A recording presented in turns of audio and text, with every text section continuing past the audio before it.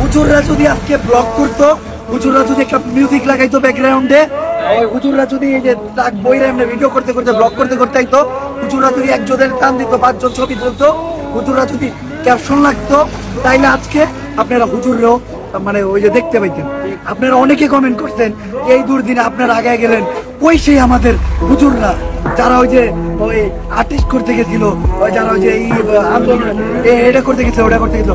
আমি এই আজকে এই জন্য শুধু ভিডিওটা করলাম এই কারণে, হুজুরদেরকে আমি দেখাই দিলাম আমাদের বাংলাদেশে মাদ্রাসার স্টুডেন্টরা এমন ভাবে অবহেলিত, এইটা মানা যায় না। আমাদের আন্দোলনে শুধু কি আমরা এই যে সিভিল স্টুডেন্টরা জয়েন করেছিলাম, আমরা কি স্কুলের স্টুডেন্টরা জয়েন করেছিলাম, আমরা কি খালি ভারতীয় স্টুডেন্টরা জয়েন করেছিলাম? মাদ্রাসার স্টুডেন্টদের অবদান কই গেল? কেউ বলছে একবার? কোন টিভি মিডিয়া প্রচার করতে পারেনি? আমি টিভি মিডিয়ার কথা বলুন, আমি নিজেই প্রচার করিনি। কারণ কি জানেন, ওই টাইমে আমরা করতে পারিনি। হ্যাঁ, তো আমি চাই যে আপনারা ওই যে যারা এই ধারণারা না যে হুজুররা এই দিনে মানুষের পাশে নাই, তারা নিজের ধারণাটা ভাঙেন।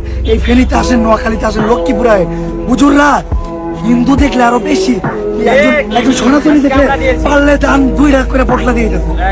আপনারা হুজুর করে একটু অন্য চয়ে দেন, দেখেন না ভাই বাংলাদেশের সবচেয়ে সংখ্যালঘু কারা জানেন? মাদ্রাসার স্টুডেন্টরা, হুজুররা, ইমামরা। বাংলাদেশে ওই যে এখন কি নিয়ে আন্দোলন, আনসার নিয়ে আন্দোলন হয়, হুজুরকে নিয়ে আন্দোলন হওয়া উচিত। আমি জোর দাবি করুন, আপনারা দয়া করে ওনাদের আলাদা চয়ে দেখেন না।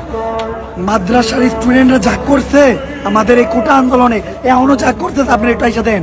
আমি মনে করি আমি এক জায়গায় ত্রাণ দিতে গেলে 10টা সাধারণ মানুষ দেখলে 4টায় তাকে টুপি পরা, পাঞ্জাবি পরা হুজুর, কোনো মাদ্রাসার দিকে আসছে, কোনো ইসলামী সংস্থার দিকে আসে। তো দয়া করে তাদের অন্য চোখে না দেখে তাদের পাশে দাঁড়ান। এইটা সময়, স্বাধীন বাংলাদেশে ওনাদের স্বাধীনতা দেন। আসসালামু আলাইকুম।